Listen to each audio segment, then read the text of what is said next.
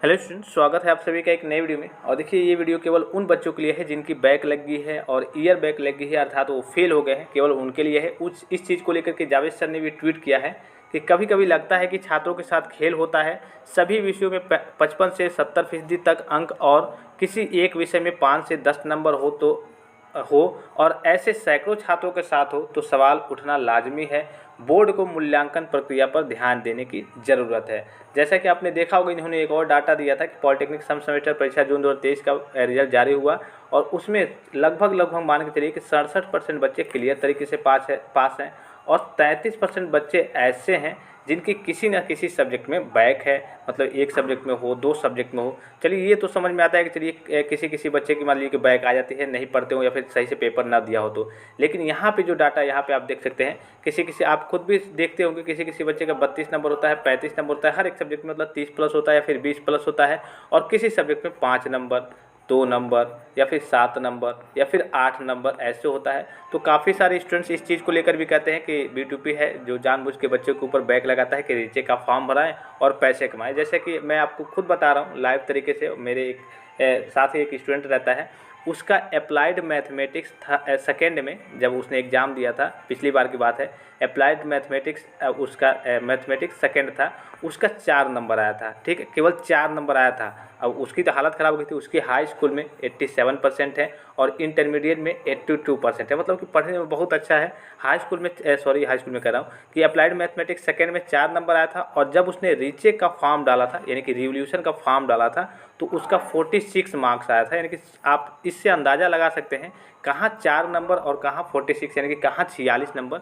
इससे आप इस स्तर, मतलब कि बोर्ड का अंदाज़ा लगा सकते हैं कि बोर्ड किस स्तर पे मूल्यांकन का कार्य करता है, मतलब कि कितनी एक तरीके से कह सकते हैं कि गलत तरीके से कार्य करता है मूल्यांकन का।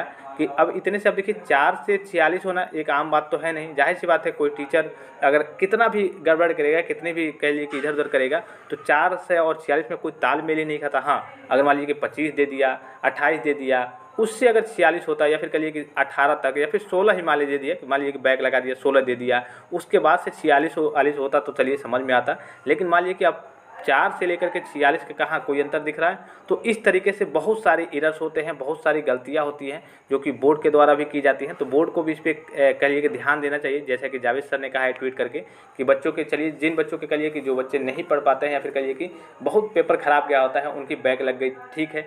लेकिन बहुत सारे छात्र ऐसे होते हैं, बहुत सारे स्टूडेंट्स ऐसे होते हैं जिनके सभी सब्जेक्ट में अच्छे मार्क्स होते हैं और एक सब्जेक्ट में बैक लगा दी जाती है और फिर से वो रीचेक का फॉर्म भरते हैं तो कभी कभी उनका क्लियर हो जाता है। कभी कभी तो ऐसा होता है कि रीचेक का भी फॉर्म भरते हैं तब भी क्लियर नहीं होता, फिर नेक्स्ट सेमेस्टर में एग्जाम देते हैं तब भी क्लियर नहीं होता, फिर नेक्स्ट सेमेस्टर में एग्जाम देते हैं तब भी कभी कभी क्लियर नहीं होता। तो कभी कभी कई सारी चीज़ें होती हैं जो बोर्ड को कह लीजिए कि अब पता नहीं वहाँ पे क्या होता है, कैसे होता है, कैसे मूल्यांकन का कार्य होता है।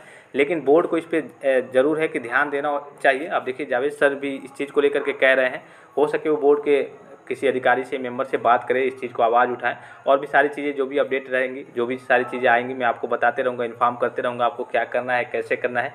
बहरहाल एक तरीके से आप मान सकते हैं कि जो मूल्यांकन का कार्य है अपने बोर्ड का, यानी कि B2P बोर्ड के जो मूल्यांकन का कार्य है वो काफ़ी निचले स्तर पे है। एक तरीके से सही से मूल्यांकन का कार्य भी नहीं हो पा रहा है। उसके बावजूद आपने ये सब केस वगैरह देखे होंगे बीच में कि टीचर वीडियो कॉलिंग करके बच्चों से पैसे वगैरह मांग रहे हैं। हालांकि उसमें बच्चों की भी गलती है कि उन्होंने मोबाइल नंबर लिखा है, लेकिन कम से कम वहाँ पे तो इतना स्ट्रिक्ट रूल होना चाहिए कि वहाँ पे कोई गलत तरीके से कार्य ना हो, बच्चों को वहाँ से करिए कि कॉल ना आ पाए। इतनी तो वहाँ पे वो होनी चाहिए, स्ट्रिक्ट रूल होना चाहिए कि टीचर जाते हैं मोबाइल लेकर के वहाँ पे और बच्चों को ब्लैकमेल करके बच्चों से पैसे मांगते हैं। चलिए, बच्चे तो मान लीजिए कि नादान होते हैं, अब टीचर तो नादान है नहीं, उनको तो कम से कम इतनी समझ, इतनी जानकारी होनी चाहिए। अब बच्चे हैं नादान भाई, उनको लग रहा है कि चलिए हाँ मेरा पेपर थोड़ा ख़राब गया, भले अच्छा भी गया, वो लगता है ख़राब गया तो नंबर वगैरह लिख देते हैं। लेकिन वहाँ पे अब टीचर जो हैं वो क्या कर रहे हैं कि वहाँ से वीडियो कॉल करके, हालांकि बोर्ड ने इस पर रूल भी लगा दिया है कि जिन भी बच्चों ने मोबाइल नंबर वगैरह लिखा है उनके 0 मार्क्स कर दिए गए हैं हर एक सब्जेक्ट में। तो चलिए, वो तो अलग की चीज़ है, आप पढ़ेंगे नहीं, आप मोबाइल नंबर लिखेंगे, गलत गतिविधियाँ करेंगे तो 0 मार्क्स मिल रहे हैं, वो तो सही है, चलिए 0 मार्क्स दे दिए गए हैं।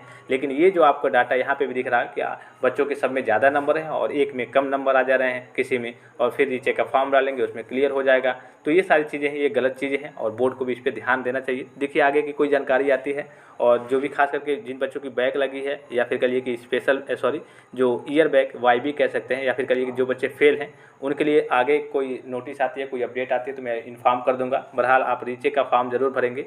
नेक्स्ट वीडियो में हम इसी के बारे में चर्चा करेंगे, जिन बच्चों की ईयर बैक लगी है, जो बच्चे फेल हो गए हैं, उनको क्या करना है, कैसे करना है, उनका ईयर बैक कैसे हट सकता है। तो फिलहाल इस वीडियो में इतना ही, इजाज़त दीजिए। धन्यवाद, थैंक्स फॉर वॉचिंग। मिलते हैं नेक्स्ट वीडियो में।